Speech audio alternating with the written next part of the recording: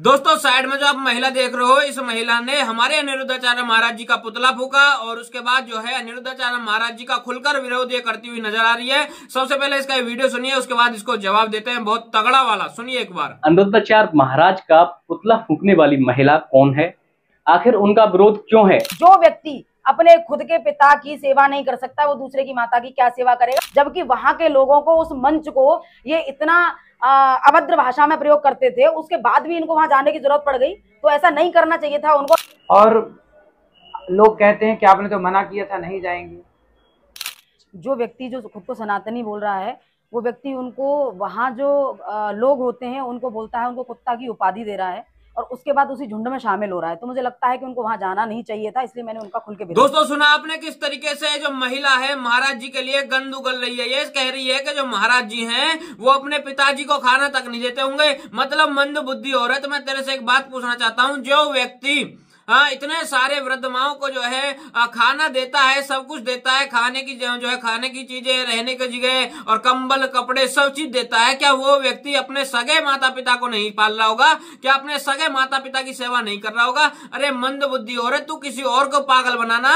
ये जो जनता है, ये जनता नाज खाती है, तेरी तरह गोबर नहीं खाती। जो तू गोबर खा करके बैठी हुई है और यहाँ पर महाराज जी के बारे में उल्टा सीधा बोल रही है, तो तेरी तरह गोबर नहीं खाती जनता। सभी जानती है कौन जो है कैसा और कौन कैसा नहीं है।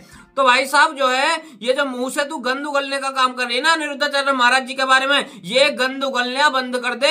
आगे बात समझ में। और जो तू बात कर रही है कि भाई जो ये वहां पर गए थे बिग बॉस के अंदर, इसलिए मैं इनका खुलकर विरोध करती हूँ, ये पहले मना करते थे। अरे तो मंद बुद्धि औरत, मना कर रहा था 3 महीने के लिए जाने के लिए। जो 3 महीने के लिए वो जा रहे थे, मतलब उनको बुलाया गया था 3 महीने के लिए आ जाओ, तो उसके लिए मना कर दिया था और महाराज जी गए भी नहीं। तो उसके बाद 2 घंटे के लिए गए, वो भी वहां पर जाना जरूरी था भाई, बिल्कुल जरूरी था। हम तो मानते हैं बॉलीवुड में हमारे संतों को जाना चाहिए और बॉलीवुड के मंच से वहां से भगवत जो है भगवत गीता का पाठ भी करना चाहिए और श्रीमद् भगवत गीता की जो है कथा भी करनी चाहिए।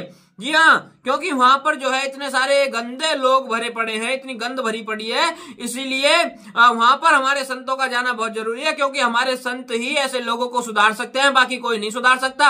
आप सभी को याद है एक समय ऐसा था जब ये बॉलीवुड वाले जो है हमारे किसी भी संत के पास आते नहीं थे, लेकिन अब ये बॉलीवुड वाले भी हमारे संतों के पास में आ रहे हैं। ये जो है क्रिकेटर भी हमारे संतों के पास में आ रहे हैं। ये जो विराट कोहली है, ये कभी बोलता था कि मैं पूजा पाठ वाले टाइप का आदमी नहीं हूं, लेकिन अब ये खूब पूजा पाठ करता है, महाकाल उज्जैन मंदिर भी गया था। तो भाई साहब ये इस तरीके से बदल रहे हैं। ये कौन बदल रहा है? हमारे संत। ये जो संत है हमारे, ये बदल रहे हैं इन बॉलीवुड वालों को, क्रिकेटर्स को, और जो आम जनता है, आम युवा है, उनको भी बदलने का काम कर रहे हैं, सही रास्ते पर लेकर जा रहे हैं। लेकिन तेरे जैसी मंद बुद्धि औरत हमारे संतों पर, हमारे कथावाचकों पर सवाल उठा रही है। और तूने अनिरुद्धाचार्य महाराज जी का पुतला फूका था ना, अरे शर्म कर ले। हाँ, तूने आज तक कितने लोगों को खाना खिला दिया? मैं तेरे से पूछना चाहता हूँ, जो तू महाराज जी पर सवाल उठा रही है, कभी तूने भी कुछ करा है? खुद से कुछ नहीं होगा, लेकिन दूसरों पर सवाल उठाएंगे। और जो कर रहे हैं, जो दुनिया का भला कर रहे हैं, जो समाज की सेवा कर रहे हैं, उन पर सवाल उठाएंगे, उनको पीछे खींचने का काम करेंगे। अरे मंद बुद्धि औरत, हमें पता है तू क्या चाहती है। तू महाराज जी के नाम पर फेमस होना चाहती है, तू अनिरुद्धाचार्य महाराज जी के नाम पर 4 पैसा कमाना चाहती है। तू पैसा कमा।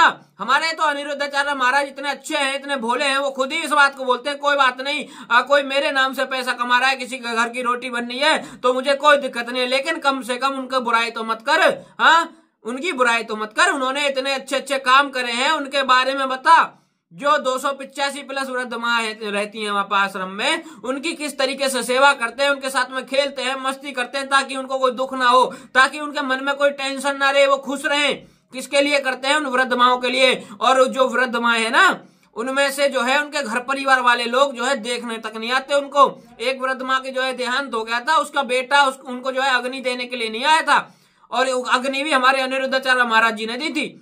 लेकिन तेरे जैसी जो है मैं क्या बोलूं, मैं बोलना तो बहुत कुछ चाह रहा हूं, लेकिन वही है, मैं थोड़ी सी शर्म कर रहा हूं, महिला है इसलिए।